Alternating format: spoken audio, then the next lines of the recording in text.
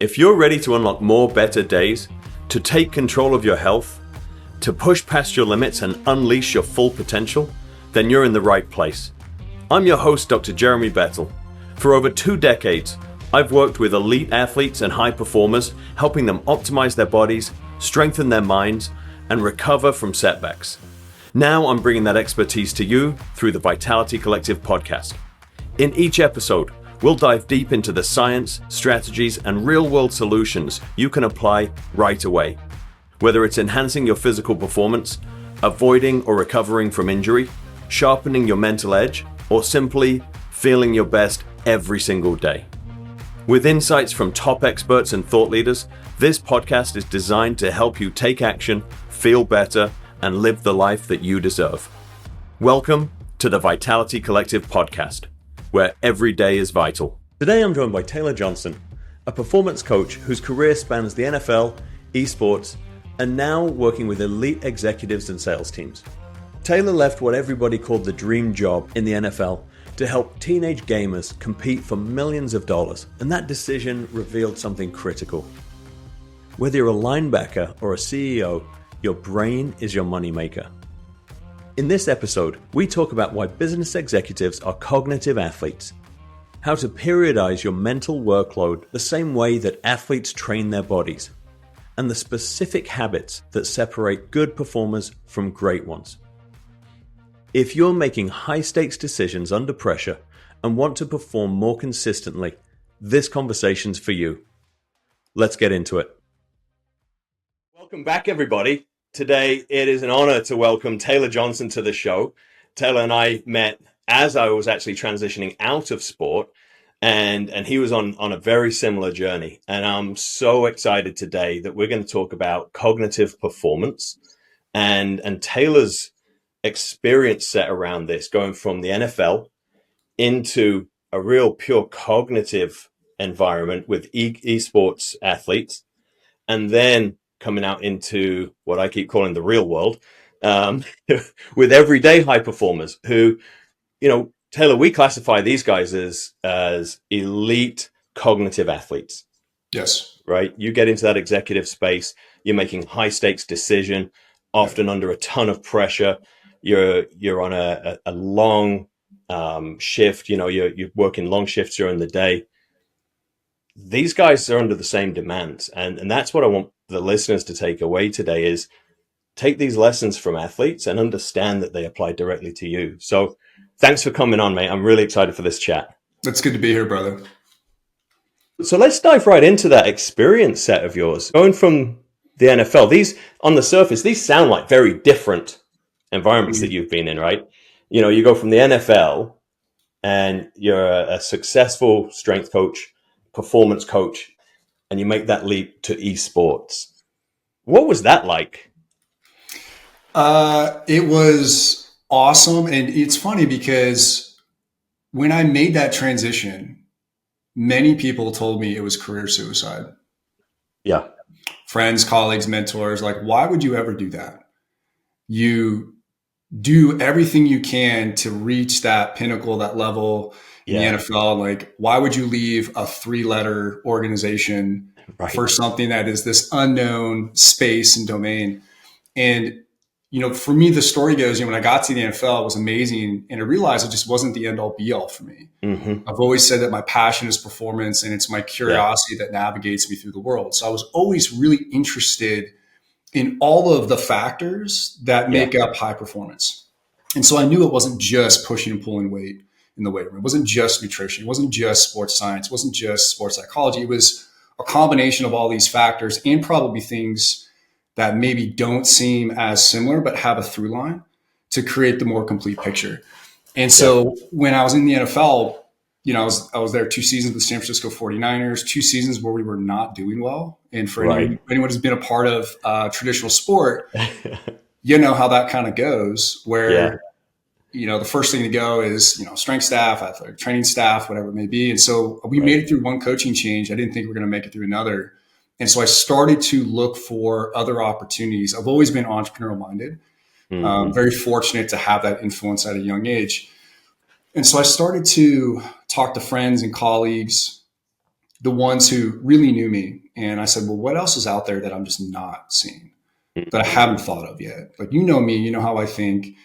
What's an opportunity? And one of my buddies, thank God for him, he was like, hey man, you should check out esports.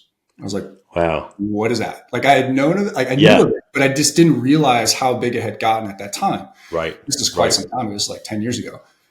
And so when I started to look at it through the lens of, okay, sport, organization, how do they think? How do they train? How do they practice? How do they recover? What's the organizational structure? There was a lot more similarities and differences. Right. If you just really take the time to Yeah. ask the right questions, you're like, oh, so there's an organization, there's a head coach, there's a general manager, there's support staff, there's a starting roster, a supporting roster, there's travel schedules. I'm like, oh, this is all the same stuff. But Yeah. nobody was really thinking or asking the question, well, how do we help them as performers? People just saw them as gamers. And so that Right. was really the transition point for me. It was like, I saw a huge opportunity to get into that space and help reimagine what it looked like to be a cognitive performer and actually treat these guys Right. and girls like athletes. And so that was the transition. So how was it? It was exciting. It was Yeah. humbling. I'll never forget my first experience going over to, they call them boot camps, which was a training camp Right. over in Europe. It was in Istanbul. And I remember flying over and I had all these decks and presentations of like, okay, I'm going to take them through all this stuff. But I was like, Yeah. maybe I should just pause and slow down and just get in the mix and ask questions and just observe. Yeah. I didn't use any of those slides or decks. I mean, it was really like just meeting them where they're at and really understanding the problem set, which was they're sitting down for long periods of time. Mm-hmm. They are under a ton of stress, both internal and external. They're having to deal with communication at a very high level, complex problem sets at a rapid pace. And there is money on the line. Like these guys are playing in tournaments for hundreds of thousands of dollars, sometimes millions of dollars. Right. And these were just kids trying to figure it out. Yeah. So what age groups are we talking about? Yeah. So esports is typically at a professional level. You're looking anywhere between 17, 18 to about 25 is really like that sweet spot. And one of the things that really struck me is people said, oh, well, once you hit your like early 20s, like you're in your prime and you're done. I'm like, well, how can that be? Right. Like they just burn out. Like, well, what does that mean, burnout? Like, how do you define burnout? And it wasn't burnout maybe in the sense of like traditional sport where the physical output, like your body just can't take it anymore. Yeah. It was a cognitive burnout. It was just this cognitive load over time that just really put them in a position where they didn't have the right coping skills, the right mechanisms, the right tools, the right foundation in place to actually understand what a real baseline meant and then how to move from that. And there was also use injuries. It's so interesting because even as you're saying it, you list things like sitting for long periods, large sums of money on the line, lots of stress, right? Isn't that what we just described about business? These are all the the executives I work with. I call them my business athletes. Yeah. Right? I mean, these are the competitive individuals that are playing in a big arena. There's a lot at stake. Most of the people I work with have some form of athletic background, so they kind of understand the fundamental principles of what it means to perform. But really what we're focusing on is the process and development. And so going back to the esports, right, you have these young individuals who really don't have many life skills outside of what they've known, which you can't fault them. It's like they only know what they know. So it's trying to help them build a more complete performance package so that they can perform at a higher level.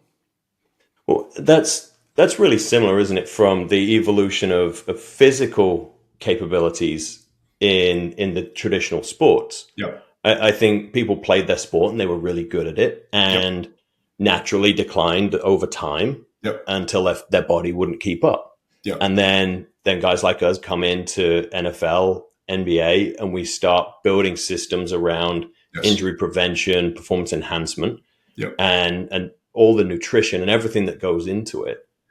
And we start seeing more robust, more physically capable athletes.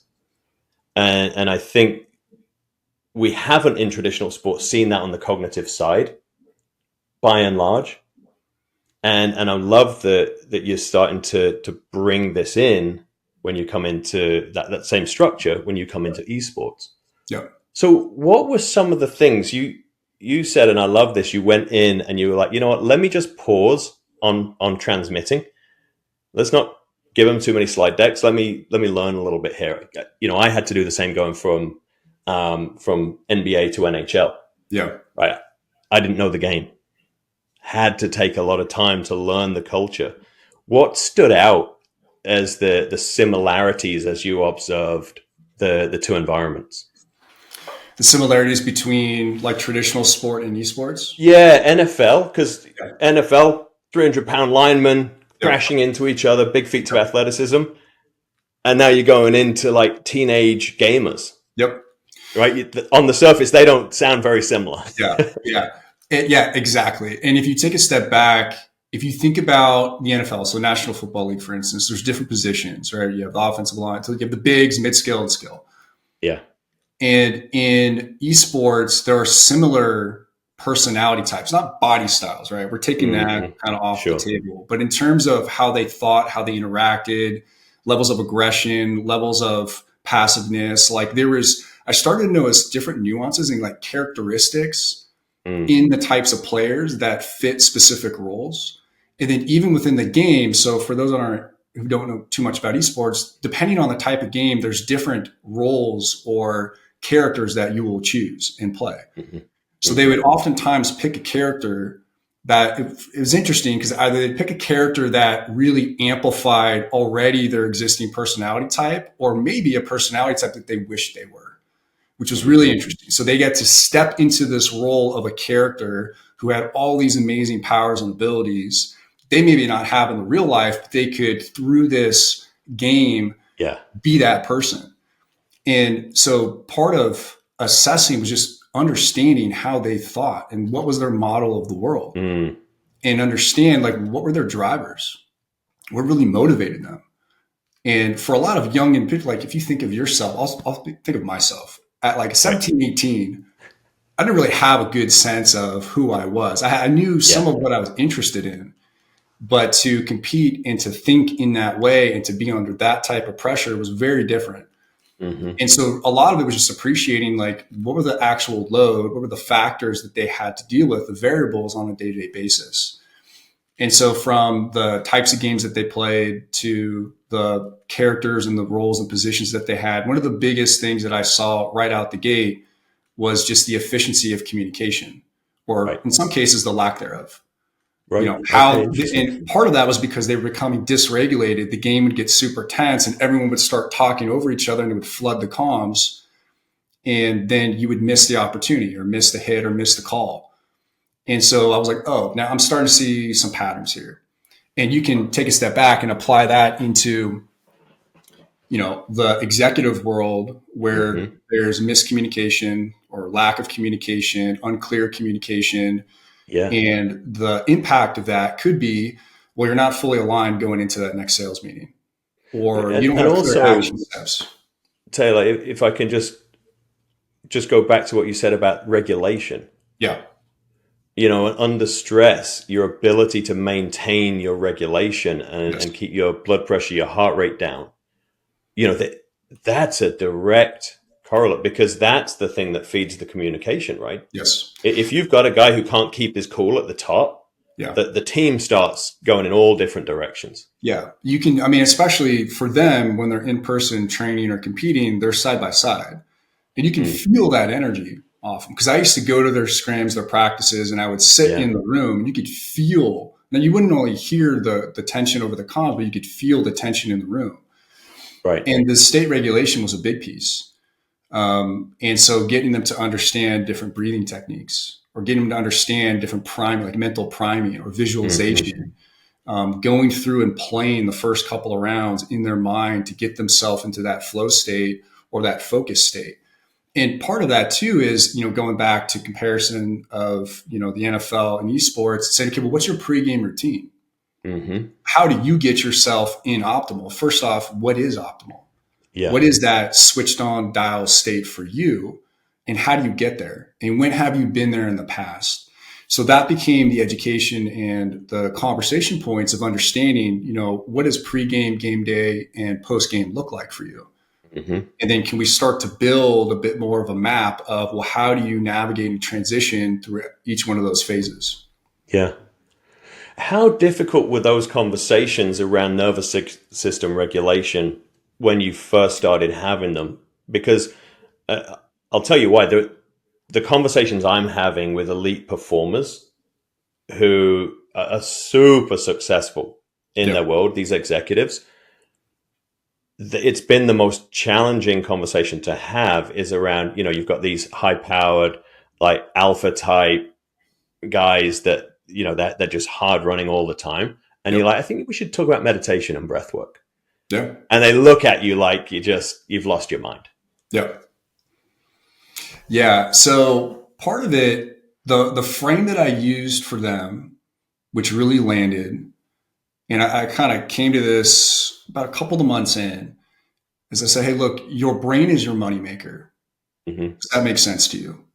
And when they really thought about it, they're like, yeah. I was like, look, you're not out on the field running, jumping, sprinting.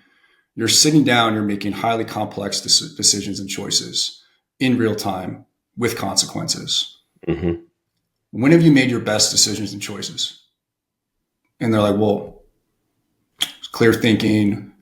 I was calm, or maybe I was like riding that edge, but I wasn't over the edge. You try to use their own words and kind of map it to them so they take ownership of it. Okay, great. Well, what if you don't have that? What if that's not there? What's the impact of that? Like, oh, well, Mm-hmm. they call it tilt, right? It's taken from poker. You get tilted, you get dysregulated, you get angry or overly aggressive, you make bad calls, bad plays. I'm like, okay, well, what are you feeling? What are you seeing? What are you doing when that happens? Mm. They're like, well, I can feel my heart rate through the roof. I'm flush. Maybe my palms are extra sweaty. I'm not thinking, I'm not listening. I'm not making good calls. I'm like, okay. So going back to that state where you're in that optimal zone, again, that calm place. When else are you calm? Go when I'm just hanging out at home, chilling. Okay, well, what's your breathing like when you're doing that? Like, well, normal. Well, what's normal? So really, it's just it's trying Right, to right, like right. link it back to and say, okay, well, Yeah. what if you can actually take them through the exercise. Say, hey, I want you to do some breathing exercise with me now, and you just have them do like some Wim Hof breathing and just Yeah. feel themselves get higher up in their arousal. And then you take them through, okay, slowing down their breathing. If you give them that real time experience and say, well, where else do you experience that? And what are Yeah. the outcomes of that experience? It creates that link. And they're like, oh, well, maybe breath work before a game is useful. Right. Or maybe in between my sets or in between a call or in between a play, maybe doing some slow breathing to down regulate is useful. And the thing about meditation, like I get it. People are like, dude, I don't have time to meditate. Like, great, I get that. And have you ever tried it? Like, Right. well, no, I don't really. Well, a lot of times they just don't quite understand what it is. And they often think like it's a barrier too big to overcome. Mm-hmm. And so I'm like, hey, why don't you just go for a walk and just be mindful of you going for a walk? That's actually meditation, is being mindful of your surroundings. Right. And so it's coming up with these easy wins that they can then stack over time, then say, hey, well, now maybe just take 5 minutes before you jump on your calls for the day or jump into, play your game. Just think about breathing, either eyes open, eyes closed, and just focus on your breath. Yeah. And what does that impact? Like, how does that impact you and how you think and how you feel? And so oftentimes, like, yes, an obvious immediate tool may be the breath work or meditation, but you got to, at least in my experience, is give them a small taste and show them the Yeah. extremes of when it works and when it doesn't and say, hey, maybe try this one thing and then build that into their overall process. What a valuable insight there, because I think that is where your mind goes immediately. When you mention meditation, you think you're going to be sitting on a cushion in an orange robe with some incense going, and it's got to be hours on end, right? Yeah. I don't think people realize that like as little as 2 minutes a day can Yeah. have a profound impact Yes. on your nervous system regulation. Yes. And I think the even bigger takeaway for me, Jeremy, was thinking about one of my mentors said, look, meditation is only 50% of the equation. Mm-hmm. If you can only get to a calm state when you're sitting on the mat or in your meditative space in your room or in the car, whatever it may be, he goes, that's great. But the real world's not happening when you're on your mat or in your car. The real world's happening in real time. Right. And so you do the meditation as part of the practice to experience that calm state. And then you need to meet the world head on and remember to be present, to be in the moment, to have that baseline. So for me and for myself and also for my clients, we're always talking about, well, what is baseline? How do we come back to baseline? And it's almost the goal is to reach this equanimous state. So equanimity, cool, calm, collected. And what does that look like? Because from that place, you can then access all of your knowledge, all of your critical thinking, all of your decision making with the clearest mind to make the next best move. There's so much in that I just want to make sure that people pay attention to. The importance of the meditation is training. Yes. Right. That's like your NFL lineman doing squats. Yes. Right. You're not going to do squats in the game, but it is training for that live scenario so that you can express your training in that moment when you have to, when it's called upon. Yeah. Well said. And I think the same is true. This is training for your brain, right? We are giving you more capacity to regulate, letting you have a reference point so that when you're in a highly stressful environment, you can call upon it. Yes. If you wait until the stressful moment, it isn't there, right? That's not the time. You got to practice in a state and in an environment where you can reach that trait, that state that you want to be in, so that we can transition it over. Well said. And it's about your self-awareness is what drives performance. At least that's what I've really come back to time and time again.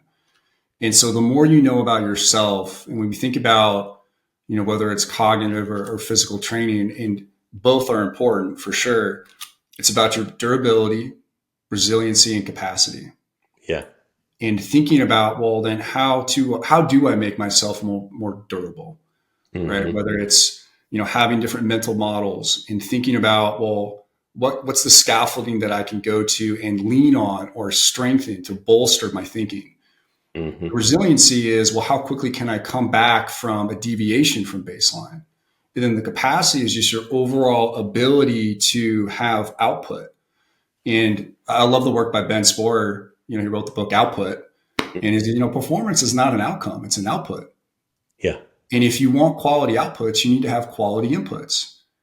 And so breath work, meditation, exercise, nutrition, these are quality inputs that then lead you towards a better output, which you hope will get you a better outcome. So as we start talking about this then as a trainable trait, I'm talking about cognitive performance here. Yeah. Let's just put some definitions around what exactly is cognitive performance as you see it and as you saw it with these elite athletes in that realm. Yeah. So for me, well, first off, performance, the definition of performance is just the execution of a task or a function. So then It's like, okay, well, the execution of a task or function for what purpose? And so if we're thinking about from the cognitive abilities, there's a whole list of skills and factors that go into cognitive performance and execution. But the ones that I really looked at was speed, precision, accuracy, and reaction time. Because these are guys, keyboard and mouse. And so their ability to not only think, so perception, cognition, and motor skills, but then be able to translate that into them doing the right moves at the right time. And so a lot of what we looked at, and part of my career when I was in esports, I worked for a gaming development company called AIM Labs, where we took neuroscience cognitive assessments and built them into a gaming tool, which was training and assessment and training. And that was fascinating to just look at the development of like millions of users in this platform to look at, well, what are the drop-off points, like the fatigue that sets in after a certain amount of reps and repetition. And again, taking a step back, it's all the same stuff when we think about periodization, working backwards from a game day, volume, density, intensity, and frequency. And so your question around the cognitive performance, I think simply for me, and there's a lot of smarter people out there that really focus a lot on this, but for me, what I think about is, can you think clearly in the moment and make the best decision with the skills and abilities that you have to the best of your ability? That's cognitive performance. Right.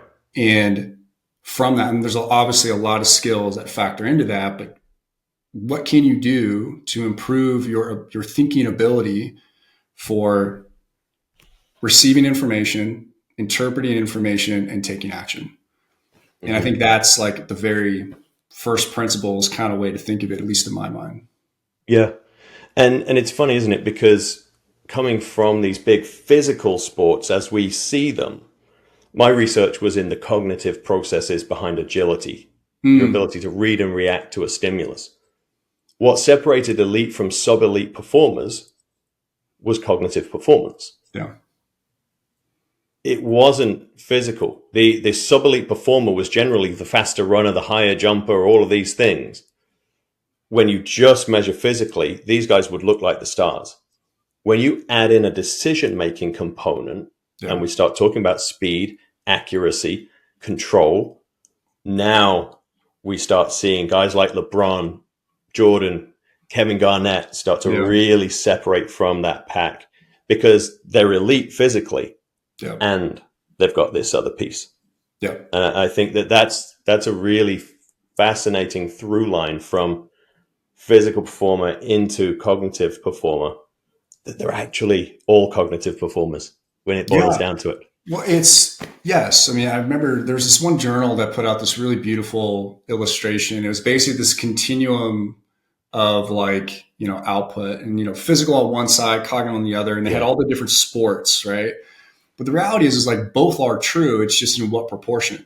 For a gamer, for an executive, your arena that you're in may be the boardroom or maybe at your computer or maybe in a deal room.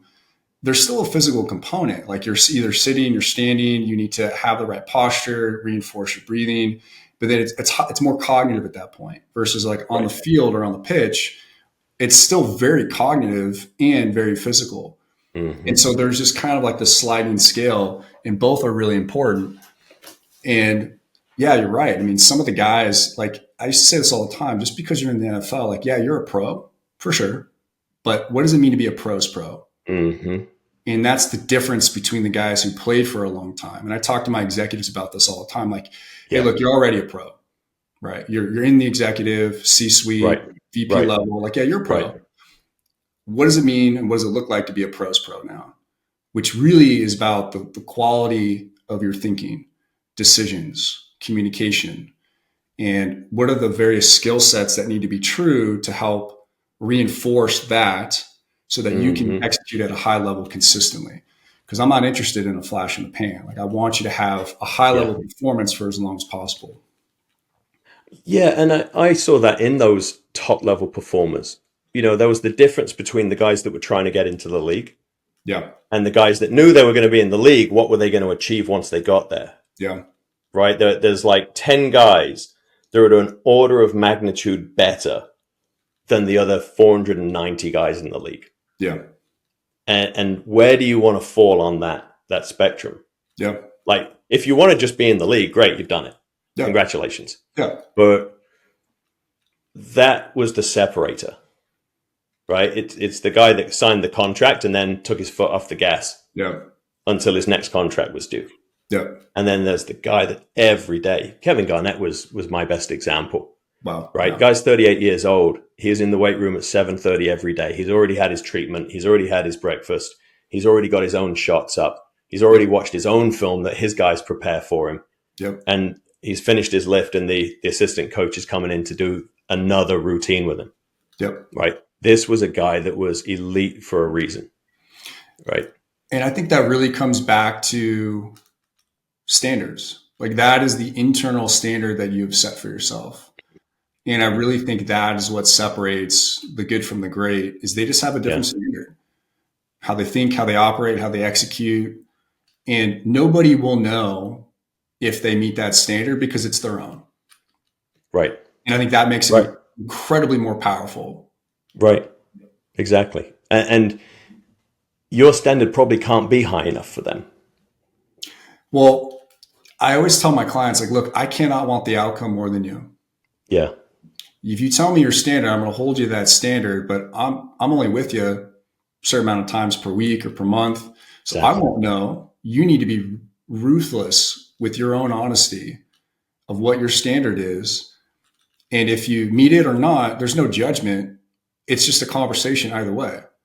Mm-hmm. And I think that's what really helps develop that process and kind of take off some of that, maybe a little bit of the pressure of like, look, man, there's no judgment here. I want you to be great, but I can't want it more than you. Mm-hmm. So what does that look like for you? And we can't do it for you. 100%. Right? That's the thing. You got to step out of this arena, just like you said. It's not just about on the mat meditating. It's about, can you do it under pressure? Yes. And okay, so you mentioned a couple of things. We've drilled into a bit of breath work, a bit of meditation. After you've sat back, when you've made that leap over to esports, what were some of the foundational elements that you recognize needed to be in place for these guys to perform at their best? Yeah. So for esports specifically, one of the biggest things that I saw immediately was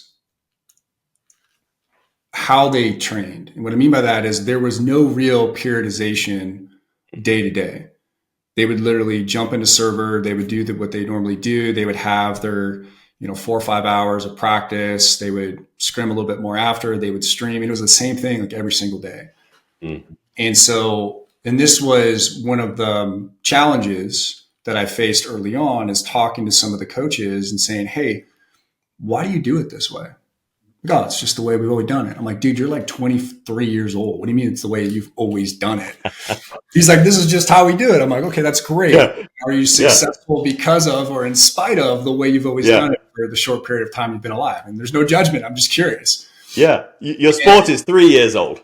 Yes. Right. Very old sport. Yeah. And so that was the biggest opportunity. And there was a handful of coaches that really bought into that because they were like, oh, shit, you're right. We're doing the same thing every single day. And so we started to be a little bit more intentional about practice and saying, okay, well, when are the big matches? When are the big games? What does it look like to work backwards from that? Same thing in sport. We do this really well on the physical side. Can we do it on the cognitive side? Mm-hmm. Can we start to be more intentional and thoughtful about, okay, well, first off, if we poll the team and say, hey, when are you cognitively, when do you feel at your best? Can we start to align practice to get people kind of all in the same pocket? It's not going to be perfect, but if guys are more primed mentally, like late afternoon, can we have practice late afternoon versus having it late at night or early in the morning? Can we start to shift some things around? Can we start to think more intentionally about, okay, if you want to get through a certain number of games, do we need to have them play those same number of games every single day? Or can we start to offset and say, hey, it's the same amount of work hours, but maybe one day is like a high output day, high volume day. The next day, maybe more intensity, lower volume. So again, taking the ideas from sport, we started to play around with periodizing this and had a couple of teams get some great success from that, especially for the guys who are traveling a lot. So we would have these teams that would essentially go on a tour, and they'd go over to Europe. And we were, at the time, I was located in Dallas, Texas. So we'd have guys that go over to Europe. They'd play a couple of tournament circuits. They'd come back for a couple of weeks, and they'd go back for like 4 weeks. They'd come back. They'd go to South America, come back. And they were just getting toasted. Mm-hmm. Absolutely burnt out. Time zone shifts, sleeping arrangements and lodging and food. It was all over the place. And so that's where we really started to go to work and say, okay, well, what can we do a little bit more intentionally here? Like from inspiration from the British cycling team, like what are the 1% improvements we can start to make to help put these guys be in a better position to be successful? And the periodization was key for that. Right. And the same could be true for executives when you think about, okay, well, when are your real high output days? Or when are your game days? Like, what are the big meetings on your calendar, and when do those usually fall? And what are you doing before that and after that? And are you giving yourself enough space to really prepare and drop into that space and be at your best? Or are you having back-to-back meetings with a 5-minute break before you drop into your most important call of the week? Yeah. Probably not going to be in the best position to be successful. Yeah. And the concept of recovery. Yes. I think in the cognitive realm, with the everyday, the business performer, there isn't a lot of thought given to cognitive recovery. Yep. Like your brain has the same energy systems that the rest of the body has. Yep. And so we wouldn't ask our athletes to play every single day. Yep.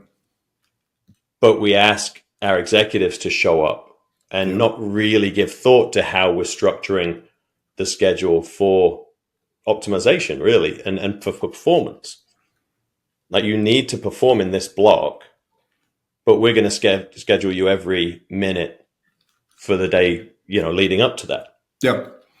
So I think recovery is a huge element of that periodization. And just for any listeners who haven't been in the sports world talking about periodization, it's just managing how much work you do at specific times.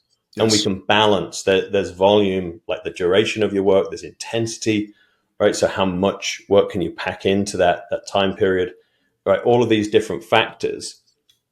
The cognitive load is the same as running load, for example, for your wide receivers, and sprint load and all these sorts of things. Yeah. And it's interesting too, because it's also worth calling out when you're developing a specific cognitive skill. So let's say one of them is to maintain your baseline, right? So not having a deviation or being dysregulated. A mentor of mine James Smith, I mean, I've worked with him on and off for 10 years. He's brilliant. And I said, James, well, what about recovery? When I'm thinking about developing this skill, what about recovery? He goes, Taylor, the more chaotic and crazy your schedule, the better. I'm like, what? He was like, well, think about it. Those are opportunities for you to practice maintaining your baseline in a variety of different situations. Now, this is a little counter to what we just talked about, but it's worth talking about because there's certain things where it's like, hey, the more chaotic, that means these are amazing opportunities to practice maintaining your baseline, right? So it's also like skill dependent. And I really took that to heart. I was like, okay, well, can I maintain my regulation if I'm tired, if I'm fatigued? Can I still think clearly? Can I still control my breath when, I'm on a call and, it's a very confrontational call? Or can I control my breath when I need to ask a really hard question and I'm maybe like, I don't want to ask this question, but can I just lean in and do it? And so that's a very specific time where you'd want to say, hey, the more chaotic, the better. And the bigger picture is you got to give yourself these opportunities to practice and then also recover and say, well, what did I learn from that? So part of the recovery is the reflection piece to say, well, what did I actually learn from this intense sprint of intense work? And how can I make improvements to change my behavior to be better on the next sprint? Because for some of these executives, as much as we would probably love to get super nerdy and scientific about all the energy loads, it just doesn't happen. Exactly. And so the question becomes, well, what can we do? How can we create optimal for you, which is really being at your best with what you have? And I love Rich Devaney, the former Navy SEAL. He wrote a book called The Attributes. And he goes, people are always trying to chase peak. And I agree with him on this. Like, peak performance is very hard to get and it's short-lived. And so chasing peak performance is a empty pursuit because you'll get that, but once you peak, you come right back down. Yeah. And so going for optimal, and optimal then means rest, recovery, output, being able to reset yourself in between these high intensity bouts. And not only optimal, but consistent. Yes. Right. I think that's what we're going for. And what immediately came to mind was that chaotic schedule being a part of the periodization. Yes. In the same way that we would have scrimmage days for an athlete, right? So yes, we have our drill days where we're going through and we're doing set drills and here's the play and the set play and you're gonna run here and here and here. Yep. And then we have the day where we make it live. Yep. And all of a sudden you've gone from you're not playing against an opposition, you're running perfect routes, So now there's a guy standing in front of you. Yep. Right, now what? And I think that it is important to emphasize the chaos. Yes. Because you're absolutely right. I know, like, my guys who are executives, that's what they tell me. Is like, we don't get to like not be at the trading desk at 2 p.m. Yeah. because it was less optimal yesterday, right? Yes. So Yeah. so how do we create these environments where we can be at our best and consistent in each of those trading blocks? Yeah. So we've got some periodization elements here where we're actually like manipulating these work blocks and training people for the job that they're going to do. What are some of the actions that you started to introduce and that apply in both worlds? And what I'm thinking about is, how are we training and moving our body? Because a lot of the stuff we've talked about has been physical expressions of what's going on in the brain. How are we eating, sleeping, all these sorts of things as a foundation for your brain to perform? Yeah. Yeah. And it's very simple. It's, can you eat a little bit better, drink a little bit more water? Can you get a little bit more better sleep? Time in bed or quality of sleep. So for the gamers specifically, I would sit down and have one-on-ones with all of them and say, hey, let's just do a general lifestyle intake and just help me understand, like, how many hours of sleep are you getting? How many times are you eating throughout the day? Water. And a lot of them just didn't really know. Like, I sleep okay. Well, what's okay? Well, I'll get like 4 to 5 hours. Sometimes I'll sleep for 12. Sometimes I'll sleep for 3. Depends on how late I'm up the night before. I'm like, okay, well, how's that working out for you? Right. Whole Dr. Phil question. And usually sleep was the first place that I would start, in parallel with nutrition. And so I'd say, okay, first off, for us, a lot of our guys were in facilities. So we had them with housing, and they would come on site to train and practice. And so I started to shape the environment by removing all the junk food and getting high quality snacks. And like, it was literally just like, we had fridges in their training rooms with better drink. All the sodas were kicked out, which was a whole thing, right? Coaches and players were pissed. And I was like, hey, this is how it is. This is like, I'm planting my foot on this. Trust me. So started to shape the environment that way. Healthy meals provided. And then the sleep was like, hey, let's just try to get 15 more minutes of sleep. Start small. What does 15 feel like? And, start to compound on that. The other thing from the physical side, I was very fortunate for my role when I was in Dallas. We had a whole training facility. And so I set up very regimented, like, hey, we're starting out 2 days a week. You come and train with me for an hour. In the first 4 weeks for everybody, all we did was just foam roll. And they're like, this hurts. I'm like, yes, I know. But just taking them through it, right? We're just like rolling them out. And I was like, hey, just trust me.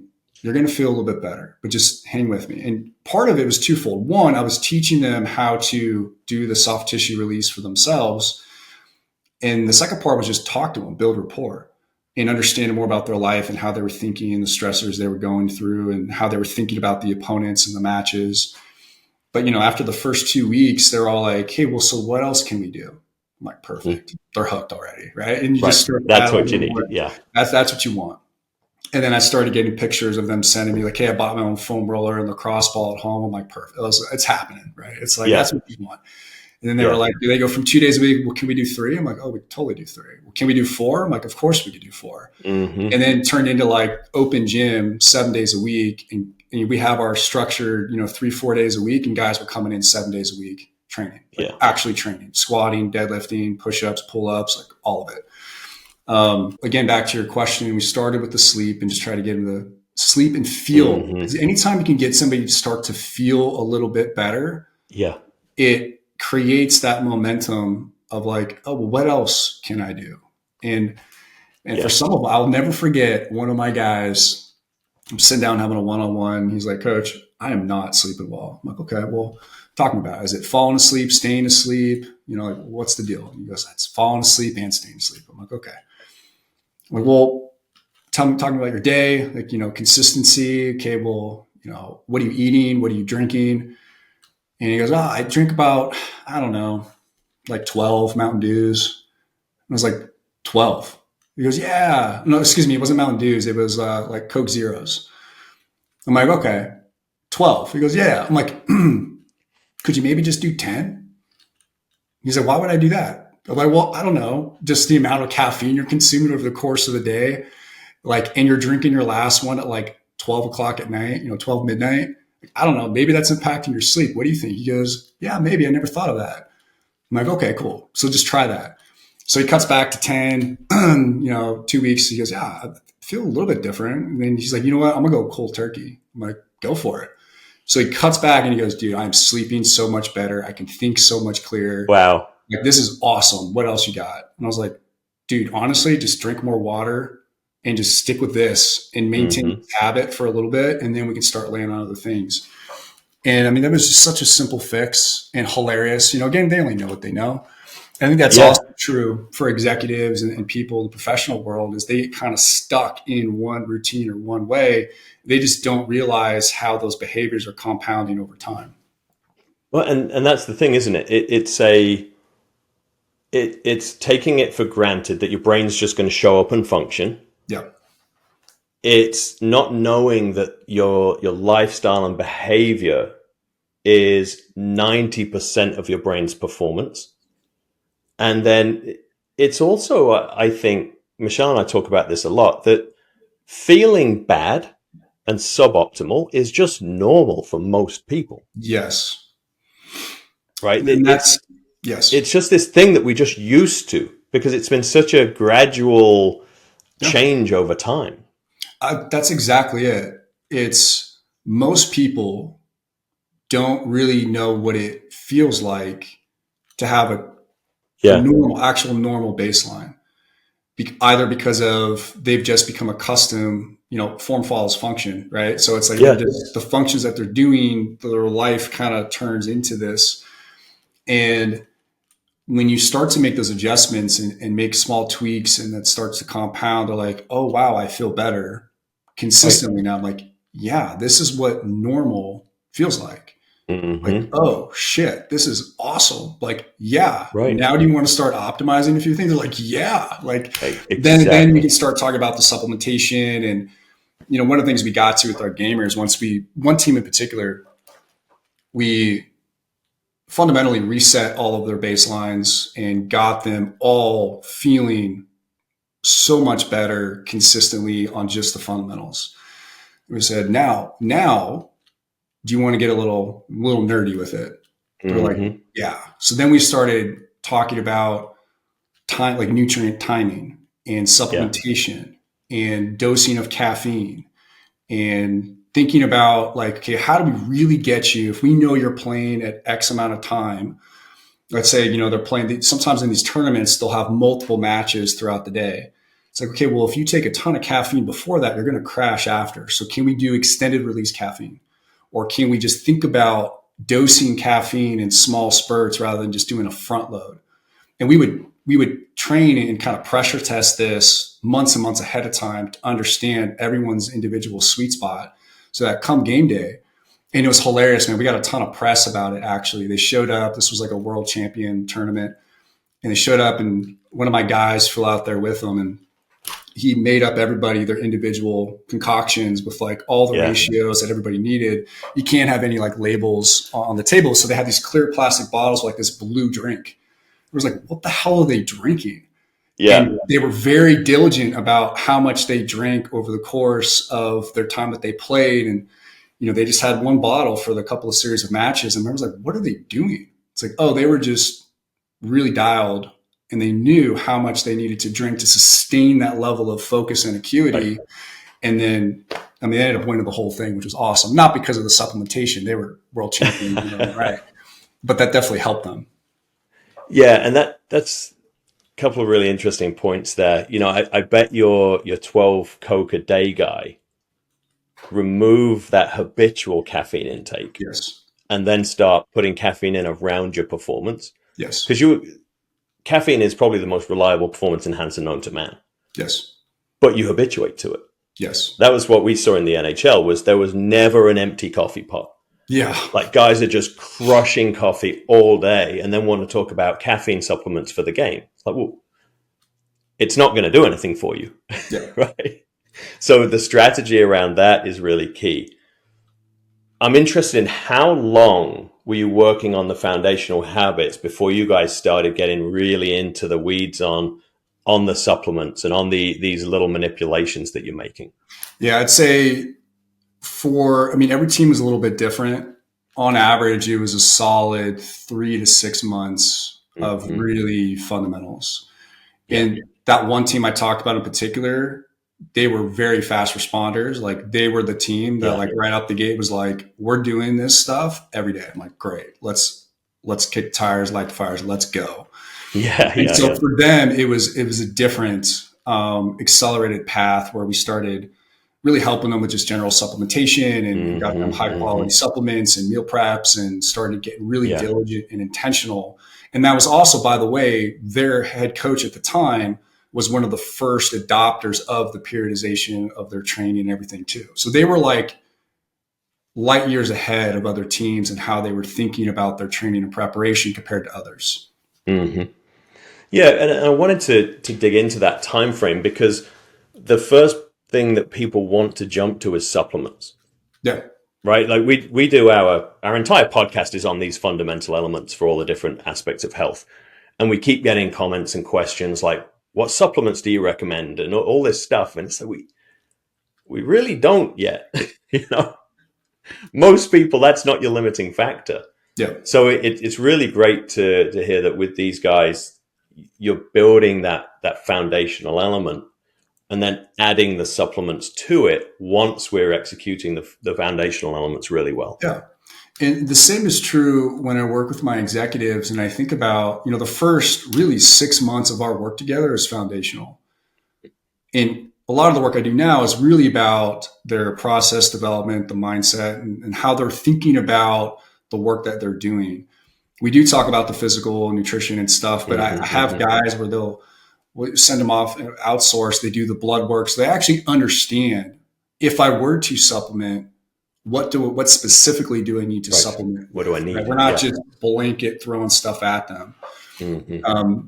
In the same way that you just shared, it's like, the fundamentals first, and then you start to add in other things. I set up my coaching the same way, where the first 6 months is all foundational. It's all the fundamental. Mm-hmm.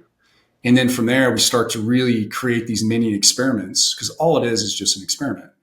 So, hey, if we were to change one or two variables, what would happen? So let's think about one or two variables. Let's make some small changes. Let's pressure test that. So the first 6 months is rebuilding kind of process and kind of reestablishing their baseline. Then it becomes, let's run some experiments very thoughtfully and start to track progress over time. And the same could be true for, cognitive development, physical development, professional development, personal development. It's all the same stuff. Mm-hmm. Yeah, and something I'd really like to focus on as we move on from talking about the elite athletes, both physical and cognitive, and start getting into our business athletes, there's some really important elements around basic health here for brain performance. I think, about cardiac conditions. If we start getting plaque buildups, what's happening in the heart is happening in the brain. So fundamentally, if we start getting these micro vessels in the brain, which 90% of the vessels in the brain are micro vessels, so they're going to start getting blocked a lot sooner than the coronary arteries. So if we're now not taking care of our lipid profile, we're not getting our coronary calcium scores done, we don't understand the delivery of nutrients to the brain, we're going to start getting that dulling effect. And likewise with metabolic syndrome, if we start getting insulin resistance set up, we physically can't get glucose into the brain cells. There's structural issues here now with cognitive performance, almost regardless of what else we do. Yeah. So there is a big health component here as we start getting into our 40s, 50s and up. Yes. That we really need to start paying attention to. Yeah, 100%. And that's why, having that thoughtful approach and getting your blood work done and understanding like, well, what is this current understanding of my baseline? And then what might be some of the simple things to do first to understand, well, how do I start to build a more robust system? And then continue to check and pressure test that, and then start to add in other things. But I think what you said is very well said in the sense of, the body and the mind are very interconnected, right? There's no real separation between them. And so training your physical capacity is going to help your cognitive capacity. In same way is true, like, your mind is a hell of a lot stronger than you think, and it can govern the body, right? So it's this like, there's no duality here. Everything's connected. And so being thoughtful about that, really, I think that's what separates the great from good as well. Is they just understand more of a holistic viewpoint of their performance. Yeah. I always laugh about the mind-body connection, or the brain-body connection. Like the brain is not located in your body with the same blood supply, it's like it's an external hard drive over here, right? Like that we plug into. Like how we treat the body, the connection between like your muscular health. If you're under muscled, it's easier for insulin resistance to set up, because you don't have that reservoir to go and store the carbohydrate, right? And so I think we need to be thinking long term. Our physical health includes the physical structures of the brain, which are going to allow us to perform with longevity. Yes. And I think that's really the key. I think people wait to think about longevity too late in life, to be like, oh, well, either they have something happen where it creates that shift. They're like, oh, well, now I need to think about longevity. It's like, man, when I was in my 20s, I never thought about longevity. I just thought about like just crushing whatever was right in front of me. How much can I bench? Yeah, it's like, I mean, I've had 8 sports related surgeries. Yeah. Because I just went hard, and I never thought about what I would feel like in my 40s, let alone my 50s, 60s. And now I'm like, it's right in my face. Like, man, I get up in the morning and my body hurts. Yeah. And it takes me 20 minutes to really warm up, as much as I would love to just have that old man strength and just drop under a squat bar and get after it. I could, but I'm probably not going to walk for a couple of days. Yeah, exactly. It's like, so that longevity piece, I think bringing that closer in and saying, hey, longevity is really about just thinking about the sustainability. It's like having the high performance for as long as you choose to. And I think that's really the key. And most people, I think, would say, well, I want to perform at a high level for as long as I can. Great. Well, what does that really look like? If you were to future pace yourself and say, hey, when I'm 70, looking back on the years that I've lived, what would need to be true for me to feel great, look great, have great relationships? Chances are, well, then you need to start doing those things earlier on. Like, I look at my parents' health, for instance, and some of the decline in their health. Like, man, I wish, like, now they're coming around to it, but I wish they had thought about that sooner. And I think generationally, it's different, especially, I mean, you and I came up in sports, so we think about it a little bit differently. Right. And I'll be an older father by the time I have kids. So I think about, like, I'm not going to have kids till I'm like mid 40s. Right. And if my kids, when they're like 10, I'll be in my 50s, I'm like, oh man, I have to think more intentionally about my training and my mobility and my nutrition, because I want to be around when my kids are growing up. Yeah. And I think that is an advantage of being in sport. It's something I recognized almost as soon as I got out, was people aren't treating themselves like athletes treat themselves. Yeah. Right. We know to extend an athlete's career, we need to avoid injuries, which means staying strong, staying mobile, getting your preventative treatments, all of these things that we do to prepare an athlete, because they're thinking about how to extend their career and perform at their best for as long as they can. That's the parallel that we're creating here. Yeah. And one thing I'd like to touch on this health piece, and I think it's started to improve in sport, but not even close outside of sport, is alcohol. Right. I view alcohol as the number one factor that will destroy your cognitive performance. Yeah. and the mechanism is generally through sleep and other health related issues. Yep. But what are your thoughts, and how do you coach about getting people to think about alcohol differently? Yeah. So I stopped drinking about it'll be 6 years in February. Mm-hmm. And it was a life choice at that moment Yeah. where I was like, hey, you know what? Like where I'm at right now and what I was going through at that time, it made the most sense for me to have the clearest head possible, just for my own personal development. And as a byproduct of that, what I started to notice was like, man, I just feel better. Like I am Mm-hmm. sleeping better. And I wasn't drinking a lot at the time. I was, social drinker, I have a couple of drinks when I go out, but even just removing that, you're like, wow, I feel better. Yeah. Okay, my body composition is improving. Interesting. And I just kept with it because I was like, well, one, it's a hell of a lot cheaper to not drink.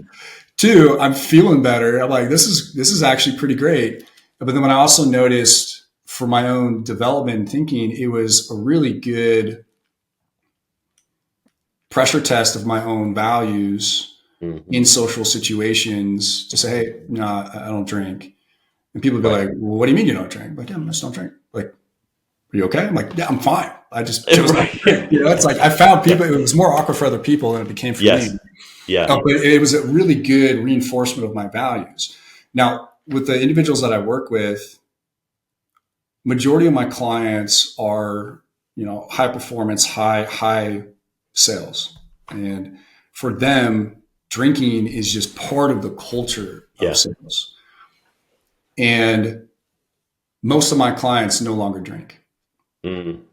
And the reasons for them have been, well, if I want to be a high performer, and if I look across other high performers, what are they doing that's maybe different than me? Now, it's not to say that elite athletes don't drink. They do, for sure. Mm-hmm. But it's just, again, the intentionality of their preparation, how they think about game day, how they think about recovery. And so for a lot of my clients, they're like, I want to be clear headed. If I'm going out the night before a big meeting because we have a dinner and I'm thrown back, even if it's just a couple of drinks or a couple of glasses of wine, I'm not feeling at my best come the most important meeting of the day, which is the following day. Why would I do that to myself? Right. And I'm like, that's a great question. Why would you do that? Right. You're like, what's the actual benefit? Well, it makes me feel a little bit looser and engaged. Well, do you really need the alcohol to feel looser, or is there another block there? Because if we can work through that block without the alcohol, how much more clear and powerful can you show up both in that environment and also on the meeting the next day when it really matters? And so for a lot of my clients, that's really what they've come to. Because I have no judgment whether you drink or don't drink. Right. I don't care. What I care about is, are you getting the results in your life that you want? And if alcohol becomes one of those factors where you're like, hey, this might be impacting some of the results that you want, well, then that's something worth looking at. Yeah, I think about it the same. Like you said, those small incremental changes, right? 15 minutes of extra sleep. And the observational research in sleep has shown us that 15 minutes is the difference between an A and a B student. Yeah. Right. So it doesn't have to be, right. You go from 5 hours to 9 hours, right? Yeah. I'm not trying to get you there. And similarly with drink, I think it's understand how it's impacting your performance. Yes. Make an informed decision. Yes. Right. Understand that this is not going to allow you to perform as well the next day. So when are you doing it? Yes. Same. No problem. If you decide to drink, that's fine. There are some situations, there are some cultures where it's difficult. Yep. But understand that if you've got a big meeting and you drink the night before, you are giving up your advantage. Yes. Yeah. It becomes your competitive advantage to just be more thoughtful and intentional. And it's like, look, you can have, maybe it's just one drink or two, or maybe you save your drinks for after the meeting and you're out celebrating, or you're going to dinner that night. It's just being more thoughtful about when and where that it happens. Because again, it comes back to, it's like, well, what are we really optimizing for? Mm-hmm. For being honest, like, what are we optimizing for? And with all of the factors and variables, which ones can you really start to think more thoughtfully about to put you in a position to be successful? And then go do that, or go test that. Right. Well, Taylor, this has been packed full of actionable information for people. Every episode, we do 3 takeaways that people can go away and put into their lives right away. What would be your 3 takeaways from what you've told us today? I think the first one is self-awareness drives performance. The more you know about yourself and how you think and how you operate, the better opportunity you're giving yourself to really perform when it matters most. Mm-hmm. And so I'd say really think about that as it relates to who you are now and who you want to become. Like, develop that sense of self-awareness. The second is, we didn't really touch on this, but it's something I think about and talk about a lot, is play your own game. You know, life is the most badass game you'll ever play. So you might as well play all out. Mm-hmm. And more specifically, you might as well play your own game. And what I mean by that is, it builds on the self-awareness piece, is really think about what interests you. What's the arena that you're stepping into, and how can you play in an authentic way that aligns with your values, that really allows you to access the best of yourself. And I think that is the most powerful place to be. And so I always encourage people, is like, hey, look, there's so many different games to play. You might as well play your own. Mm-hmm. Right? And really think about what that looks like in terms of your process. The third would be, from our conversation, is start small. Like, it doesn't need to be a massive overhaul. And if you take a step back and say, okay, well, what are all the factors at play here? Think about, okay, well, with everything being present, what's the one area of life or one skill that I can think about? Say, if I were to spend just a little bit more time on this one area, everything else might sort itself out. So whether if that's sleep, or whether if that's a cognitive skill, or whether that's something in your process of how you enter your week or enter, these game days, start with just one thing and run it, because all it is just an experiment. Outstanding. And Taylor, where can people find you? You're working in this environment now with elite executives. I'd love people to be able to find you, work with you, follow along with your journey. Yeah, I appreciate that. So TaylorJohnsonPerformance.com is my website. I do my posting on LinkedIn. So you just look up Taylor Johnson. I'll give you the link for the show notes. Those are probably the 2 places. And, always happy just to hop on a call and just help talk through like where somebody is at. Because for me, what I care about most is people get the support that they need. Whether it's for me or somebody else, I actually don't care. What I care is like, hey, you have a goal, you want to get somewhere, let's help you get there. Whether it's me, whether it's anybody. And I think oftentimes what gets in the way for people, they just don't know where to start. So let's figure out step 1 for you. What does that look like? Yeah. Taylor, the value of having a coach, again, it's intuitive to us from sport. Best athletes in the world have coaches. I think that more and more we're starting to see that in this executive environment. If you want to be the best in the world, it's hard to do on your own. Yeah. My therapist and coach has one of the best sayings I've heard around this: you can't tickle yourself, right? Nah. so that's so true. You need someone else. You need someone to reflect and be your mirror, to help you with your self-awareness. Yep. Hard to see your blind spots. 100%. Right? You need somebody to hold that mirror for you and allow you to guide your discovery. So I think the work that you're doing is invaluable for anybody looking to go to the next level. And I think whether it's individuals or teams, you talked about your work with sales teams, for example. And I think, again, coming right out of sport, you're just so well positioned for that. Thanks, brother. And I appreciate you and Michelle and everything you guys are doing as well. I mean, the podcast and the work, it has an impact, right? And being able to distill these insights down and to help people close the gap between where they are and where they want to be, like that's an amazing thing. So thank you for what you do. Yeah, thank you, mate. That means a lot. All right. Thanks again for your time today, Taylor. Really appreciate you, mate. You bet, man. Cheers. Cheers. It was great to have Taylor on the show today. Here are the 3 key things that you can take away from today's episode. Number 1, self-awareness drives performance. The more you know about yourself, how you think, and how you operate, the better opportunity you're giving yourself to perform when it matters most. Start developing this awareness by paying attention to when you're at your best and what conditions created that state. Number 2, play your own game.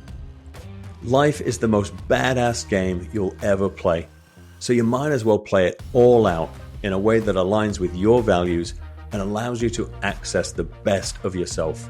Think about the arena you're stepping into and how you can show up authentically rather than copying someone else's playbook.